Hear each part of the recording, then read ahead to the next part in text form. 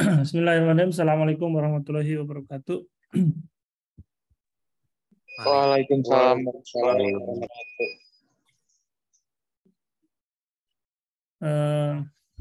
Alhamdulillahirrahmanirrahim. Syukur kita panjatkan kepada Allah Subhanahu wa Ta'ala. Pada hari ini kita bisa bertemu kembali pada perkuliahan referensi digital. Kita sudah masuk ke pertemuan keempat sebenarnya ya. Sehingga hari ini akan menyampaikan dua materi ya, pertemuan ketiga dan pertemuan keempat ya. Minggu lalu Bapak upload ya, sempat Bapak upload di web kuliah online. Nah, jadi sekalian aja hari ini dua materi langsung diupload dan juga nanti kita atau Bapak nanti sampaikan materinya ya.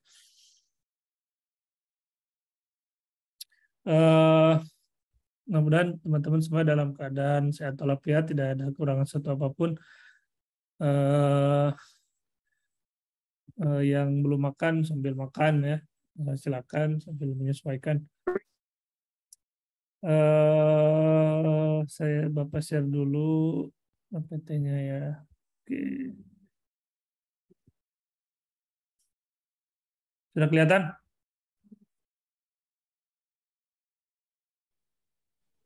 Sudah, Pak. Sudah ya. Oke. Sudah ya? Kelihatan ya? Baik.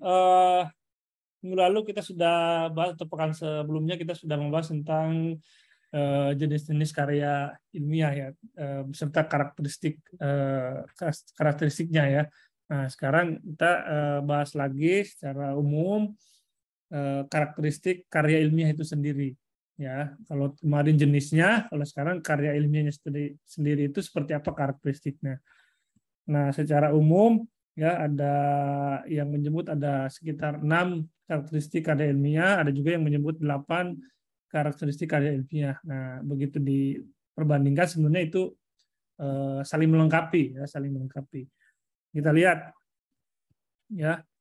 Nah, karakteristik ilmiah itu setidaknya ada 6 karakteristik karya ilmiah. Yang pertama adalah logis, yang kedua adalah data sesuai fakta, kemudian yang ketiga bersifat objektif, yang keempat isinya sistematis, yang kelima sesuai dengan pembahasan sesuai dan menyeluruh, dan yang keenam dapat diuji kebenarannya. Nah, kita akan bahas satu persatu karakteristik karya ilmiah, 6 karakteristik karya ilmiah ini. Yang pertama logis ya. Nah, logis di sini maksudnya adalah suatu permasalahan yang sifatnya logis ya, yang logis itu masuk akal ya, masuk logika ya. Kemudian juga yang diteliti juga sifatnya bersifat logis juga, bersifat logis pula. Maksudnya adalah bisa dinalar dan dipahami oleh siapa saja yang membaca karya ilmiah tersebut, sehingga tidak ada unsur dan kesan isinya dikarang bebas. Ya, nah, jadi kalau teman-teman menulis karya ilmiah, dia harus bersifat logis. Ya, logis di sini diantaranya adalah bisa dipahami secara nalar, ya, dapat dipikirkan, dapat dipahami menurut akal sehat. Oleh sebab itu, sederhananya karya ilmiah itu biasanya yang bersifat fisik ya, tidak bersifat metafisika, sesuatu yang sulit dijangkau oleh panca indera kita. Ya, misalnya kita mau meneliti tentang pengaruh ketakutan terhadap hantu misalnya. Nah, kira-kira bisa nggak kita mengetahui ketakutan terhadap hantu? Kan kemudian kita juga bicara tentang hantu itu apa sih? Ya, hantu bisa didefinisikan nggak? Ya, misalkan kan kemarin rame film Pengabdi Setan misalnya, atau KKN penari ya, atau penari KKN. Nah, itu kan kalau kita mau meneliti itu sulit ya, karena dia sesuatu yang sifatnya metafisika ya. Meskipun belum tidak semuanya metafisika itu tidak bisa dikaji ya, itu bisa dikaji secara ilmiah, misalkan tentang ayat-ayat suci Al-Qur'an, ayat suci kitab ayat-ayat dalam kitab suci agama-agama itu kan sebenarnya metafisika, tapi bisa dikaji itu. Tapi kalau ada metafisika tapi tidak bisa dikaji kan itu masuk kategori yang tidak masuk tidak logis gitu ya. Ya. Nah, itu yang maksud dengan logis itu adalah permasalahannya logis dan sesuatu yang ditelitinya juga bersifat logis. Ya. Yang kedua, data sesuai dengan fakta. Ya, penelitian itu kan berbasis pada fakta. Nah, data yang dijabarkan dan disampaikan di dalam penulisan karya harusnya data yang sesuai dengan fakta. Ya, sama seperti menulis berita jurnalistik, ya karya jurnalistik kan harus sesuai dengan fakta. Ya, nah, yakni yang mengacu pada hasil penelitian. Jadi faktanya berdasarkan pada hasil penelitian. Ya, yang dimaksud di dalam tulisan ini. Misalnya penelitian sebuah zat A ketika dilakukan sejumlah penelitian dengan penambahan zat B akan membentuk reaksi apa saja. Nah, reaksi ini kemudian disampaikan di dalam karya ilmiah tanpa dikurangi maupun ditambahkan. Ya, misalnya reaksi A dengan B itu ternyata tidak larut. Ya, dia tidak bisa menyatunya. Di dalam karya tulis ilmiah harus kita sebutkan bahwa berdasarkan hasil uji lab zat A dan zat B tidak bisa larut. Ya, maka di dalam tulisan kita ya disebutkan apa adanya, jangan sampai ditulis ternyata larut ya, larut padahal kenyataannya tidak. Nah, itu berarti tidak sesuai dengan fakta.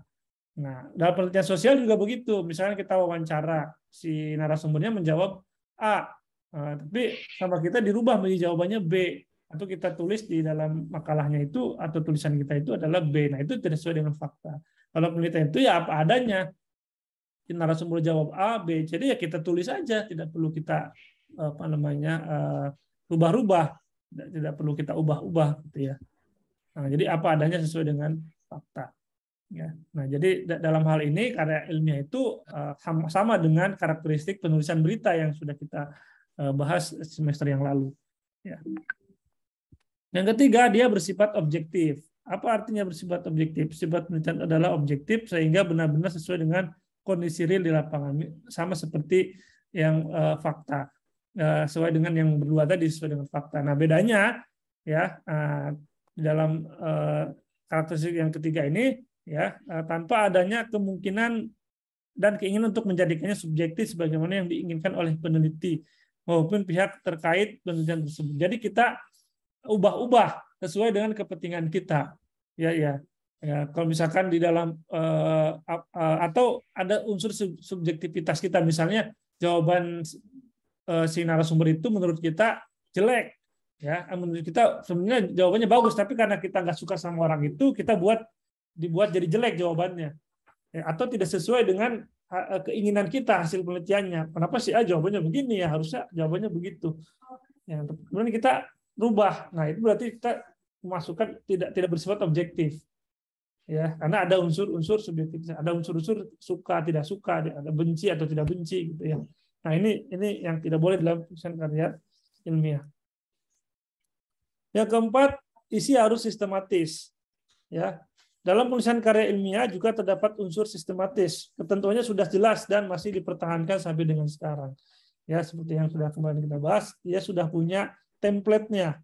Dia punya template yang itu sudah diterima, disepakati oleh komunitas akademik.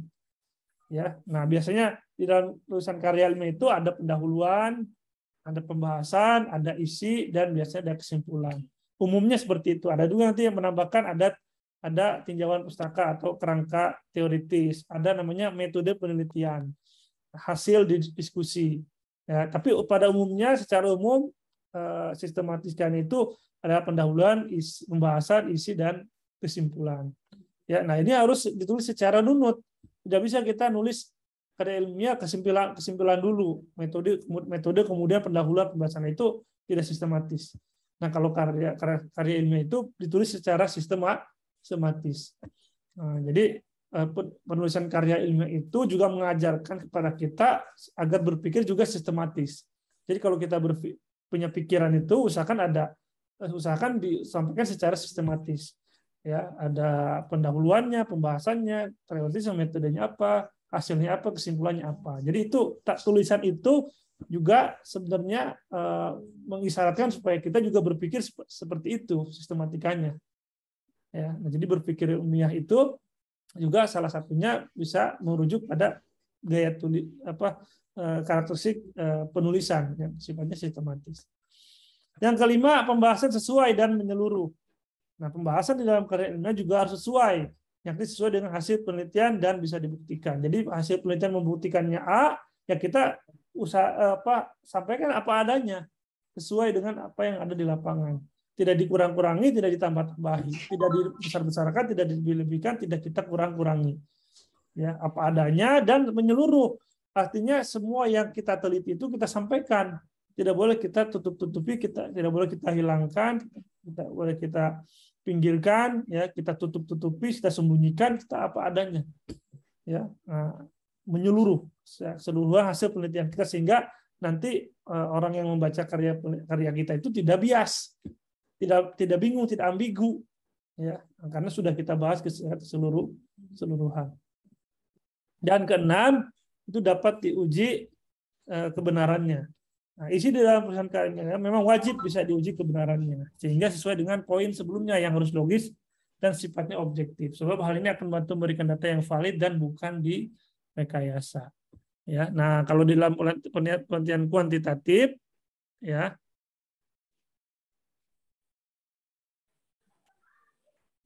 Nah, itu penelitian yang kita lakukan di tempat A harus bisa juga dilakukan di tempat B. Artinya instrumennya sama, hasilnya juga mestinya harus sama.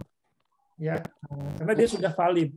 Tapi di dalam penelitian kualitatif, ya, teman-teman juga akan belajar, itu tidak selalu di penelitian di tempat A itu bisa dipakai di tempat B karena harus disesuaikan dengan konteks tempat dia ada atau latar belakang objeknya itu, ya. Nah, tapi penelitian itu tetap valid, ya, artinya ada instrumennya, ada alat ukurnya kalau dalam kuantitatif, ya. Kalau di dalam kualitatif ada instrumennya, biasanya daftar pertanyaan, ya. Yang pasti dia harus bisa diuji kebenarannya, dia bisa dibuktikan di lapangan. Benar nggak si A itu menyatakan demikian? Benar nggak si B hasil ini didapat dari hasil survei di lapangan? Enggak, lagi Cum. Nah, itu 6 karakteristik karya ilmiah. Nah, ya. Kemudian ini ada juga pendapat yang lain yang tadi menyebut karakteristik ilmiah itu 8. Nah, ini sementara yang lain berpendapat karakteristik ilmiah itu terdiri dari 7 poin, 7 bukan 8. Yang pertama mengacu pada teori sebagai landasan berpikir atau kerangka pemikiran dalam pembahasan. Nah, ini yang biasanya sangat jelas membedakan antara karya ilmiah dengan non ilmiah. Itu adalah adanya teori. Kalau karya ilmiah itu mengacu pada karya ilmiah tertentu, pada teori tertentu.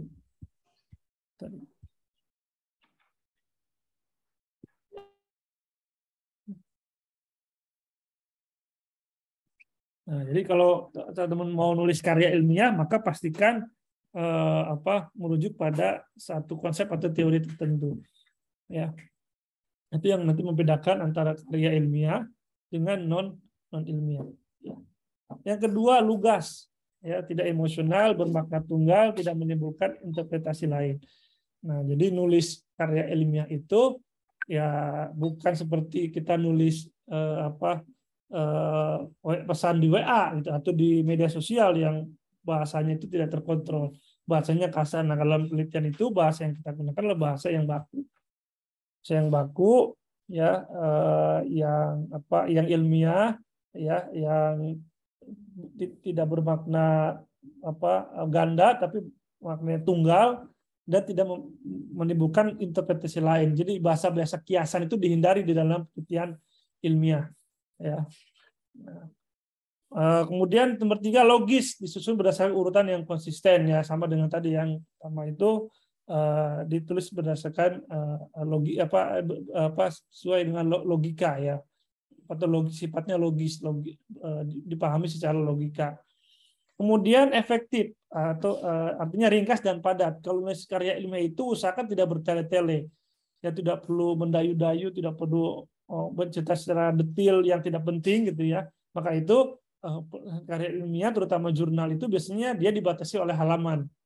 Ya, atau bahkan bukan halaman, jumlah kata biasanya.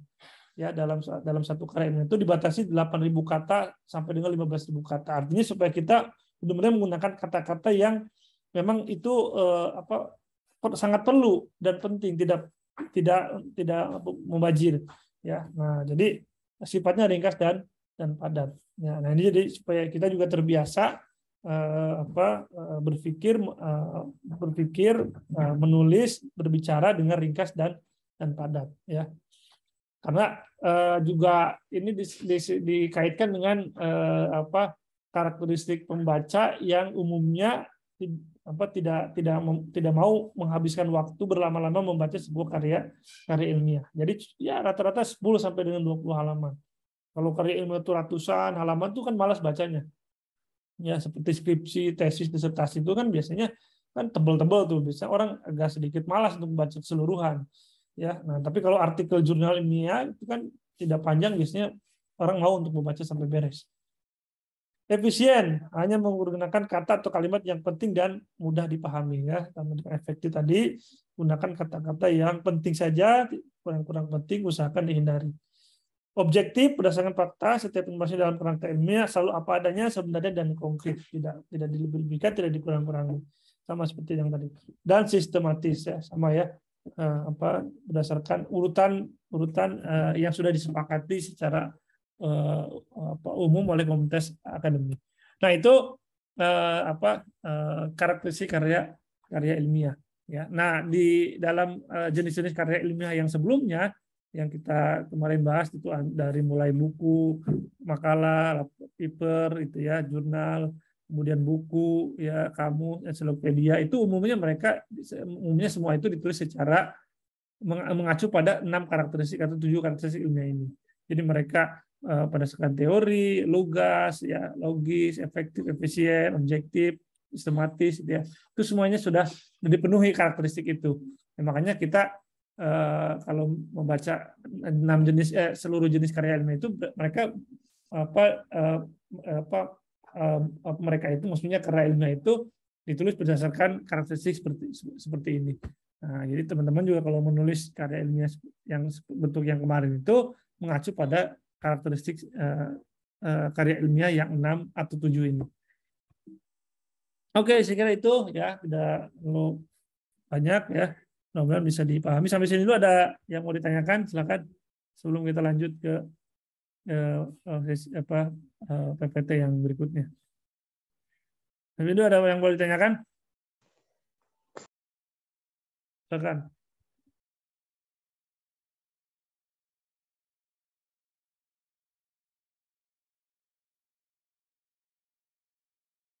Cukup, Pak.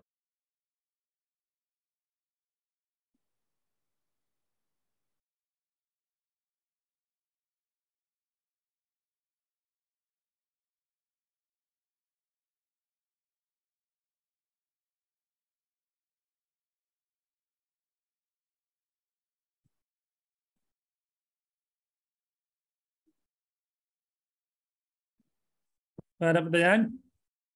Cukup? Cukup, Pak, cukup. Cukup ya? Ya. Cukup, Pak.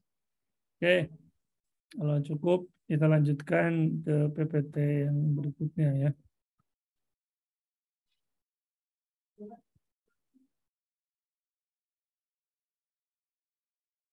Oke. Udah kelihatan ya? Udah kelihatan belum? Udah Pak, Sudah, kelihatan. Pak. Oke. Nah, kita lanjutkan ke materi berikutnya. Nah, sekarang ada kedudukan dan jenis referensi, ya, sumber referensi atau jenis sumber referensi. Ya. Nah, dari segi bentuknya sumber referensi itu dibagi menjadi 3, ya, atau dalam penelitian lah, sumber data penelitian itu dibagi ke dalam 3 bentuk. Yang pertama namanya sumber primer. ya, sumber utama ya. Di sini disebutkan seperti monograf, disertasi, skripsi, tesis, manuskrip, laporan hasil seminar, lokakarya dan sebagainya. Nah, kalau juga dalam penelitian juga sering disebutkan sumber primer itu diantaranya adalah hasil data dari responden ya, dari kuesioner ya, kemudian angket. Kalau dalam kualitatif itu dari sumber primer dari narasumber utamanya, itu kuncinya ya, itu adalah sumber primer dari data utamanya ya. Nah, yang kedua ada sumber sekunder ya. Sumber sekunder itu diantaranya mencakup ensiklopedia, kamus, handbook ya, direktori, buku tahunan, biografi abstrak, bibliografi, indeks, sumber bibliografi dan lain-lainnya. Termasuk di sini artikel jurnal ilmiah gitu ya. Itu masuk di dalam sumber sekunder. Kemudian sumber tersier, ada yang ketiga sumber tersier, itu yaitu bahan terapan dari sumber primer yang berbentuk buku teks.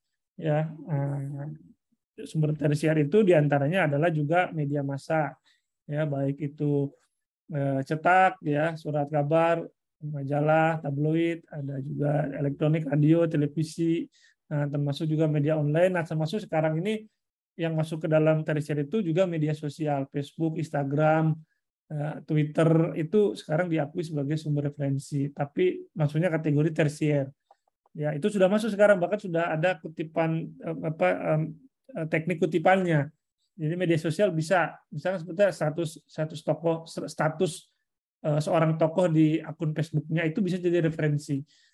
Ya, asal memang kita cantumkan sumbernya, link alamat link Facebooknya. Ya, itu sudah masuk sekarang.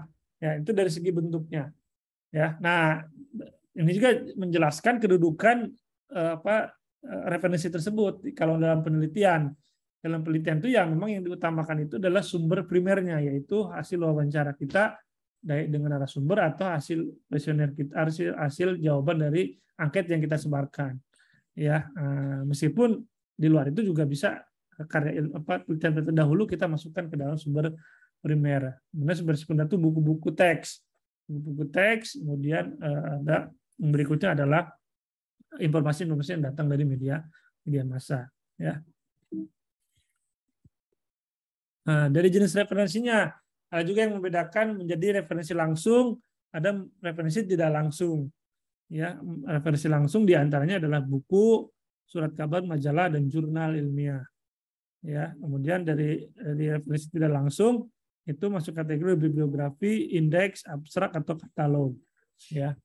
Nah, jadi ini beberapa sumber-sumber referensi ya yang bisa teman-teman cari, ya, yang bisa teman-teman gunakan untuk mendukung karya tulis teman-teman, hasil penelitian teman-teman, hasil pemikiran. Ya.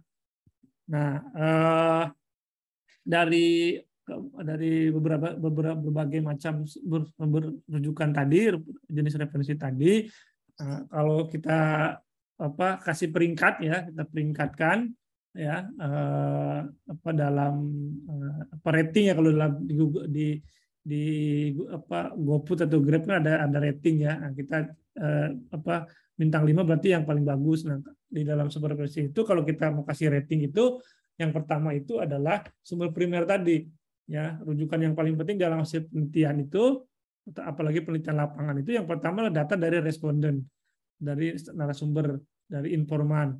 Itu adalah sumber yang paling penting, ya, karena itu benar-benar berbasis pada fakta di lapangan. Ya, jadi sumber utama di dalam penulisan karya ilmiah itu adalah hasil data lapangan, baik itu berbentuk kuesioner maupun hasil wawancara. Yang kedua adalah saat ini adalah artikel jurnal ilmiah. Sudah Bapak singgung juga di pertemuan pertama. Jadi yang sekarang dilihat itu sumber rujukan itu, ya, selain tadi data di lapangan, adalah yang pertama artikel jurnal ilmiah. Bahkan seluruh karya ilmiah kita itu sekarang yang akan dicari itu atau yang penting itu harus diisi dengan paling banyak itu dari artikel jurnal ilmiah. Ya, sekarang skripsi juga sekarang lebih diutamakan sumbernya adalah artikel jurnal ilmiah. Ya, apalagi kalau nulis artikel jurnal ilmiah itu udah pasti 80% rujukan kita harus dari artikel jurnal ilmiah. Ya, nah yang berikutnya adalah buku. Atau misalkan di sebelum buku adalah laporan-laporan penelitian terdahulu, bisa skripsi, tesis, disertasi, ya, atau laporan-laporan kajian, ya, atau makalah laporan kajian atau hasil penelitian sebelumnya. Nah, yang ketiga yang berikutnya adalah baru buku. Ya, buku ini juga yang diutamakan adalah buku teks atau handbooks, bukan buku pengantar, bukan buku populer, tapi buku-buku yang sifatnya handbook, ya, buku-buku teoritis, ya. Nah, berikutnya baru buku-buku populer, ya. Kemudian baru setelah itu adalah artikel-artikel di media massa, ya, baik itu di surat kabar, di majalah atau media online, ya, atau di blog, di web pribadi penulisnya, ya, tapi di luar blog, ya, tapi web pribadi. Nah, dan sekarang ditambah lagi dengan status-status di media sosial itu bisa dijadikan sebagai referensi. Meskipun itu tidak saya sarankan, ya, kalau mau menulis artikel ilmiah, karya ilmiah itu usahakan yang seperti yang pertama tadi, hasil olah data lapangan, artikel jurnal dan buku serta media massa. Ya, nah kalau memang nggak ada sama sekali, baru kita ambil dalam media sosial. Nah, saya kira itu, ya, materi itu kedua, materi sesi 2 atau materi pertemuan keempat. Ya, saya kira itu, ya, tidak banyak saya sampaikan. Silakan kalau ada yang mau ditanyakan.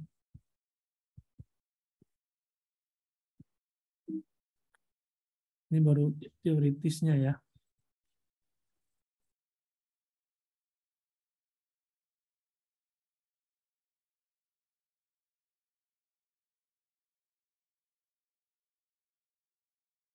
Silakan, ada yang mau ditanyakan?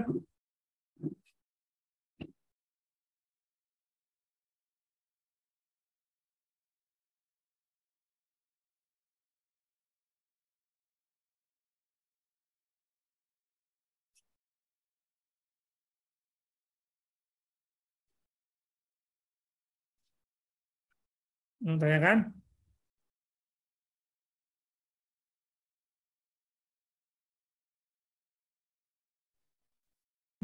Ada yang mau tanyakan? Ya, silakan.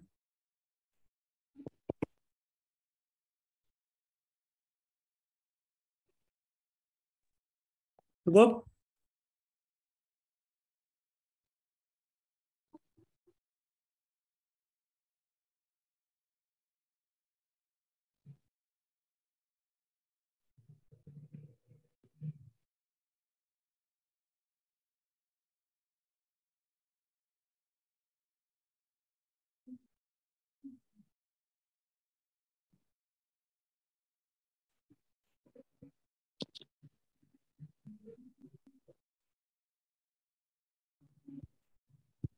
Oke, cukup, ya? Nggak ada pertanyaan?